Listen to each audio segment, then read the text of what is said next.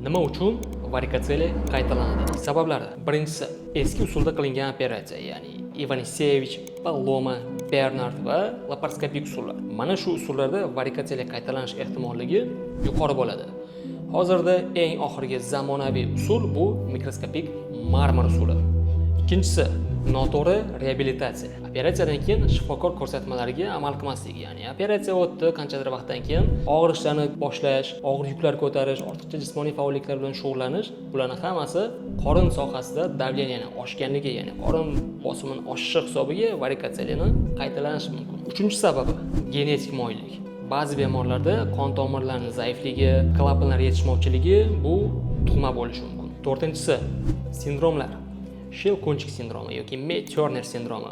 Bu sindromlarda buyrak venalari yoki yonbosh venalar boshqa arteriya va boshqa organlarga ketuvchi yo'naluvchi arteriyalar orasida siqilib qoladi.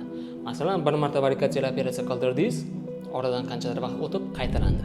Ikkinchi marta yana operatsiya qildirdingiz, yana qanchadir vaqtdan keyin qaytalandi. Bunda mana shu sindromlar ham rol o'ynashi mumkin.